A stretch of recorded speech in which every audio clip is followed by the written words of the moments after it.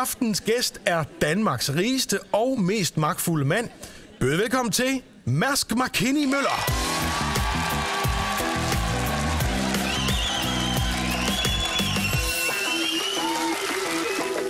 Hr. Møller, ja. Velkommen. Vi er jo meget stolte over, at de har valgt vores program til at afsløre identiteten på deres hidtil ukendte søn, der nu skal overtage deres forretningsimperium. Er det rigtigt forstået? Jeg mener, at det er det rette tidspunkt. Alt har sin tid. Jamen, skal vi så ikke bare springe ud i det? Vil de løfte klædet, hr. Møller? Ja.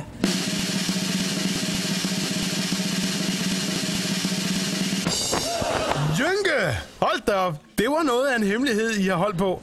Har det ikke været svært at holde på den? Vi har selvfølgelig været nødt til at holde lav profil. Ja, det er klart. Men altså, nu skal vi selvfølgelig frem over isen igen og have nogle klubhus, ikke? Fordi det er en del af det fællesskab, som vi har med hinanden. Ikke? Okay, men fortæl mig lige, hvordan har jeres forhold været i al den her tid? Vi er livsnyder, vi kan lide at køre på motorcykel, vi kan lide at feste, vi kan lide at grine og have det sjovt med nogle andre brødre, ikke? Altså at dele oplevelser med andre. Hele tiden. Jamen, det lyder da også dejligt. Ja. Men hr. Møller, hvordan har de det med, at der så kommer lidt andre boller på suppen, når man så må sige, med lidt rockermetoder og sådan, når Jynke overtager ordet? Det forenkler driften af forretningen. Så er der jo heller ikke nogen problemer med kreditforeninger eller noget som helst. Men vil Mærsk så til at uddele dummebøder og håndmadder til folk, eller? Detaljerne i den daglige forretning, det vil jeg ikke så gerne diskutere. Nej, okay.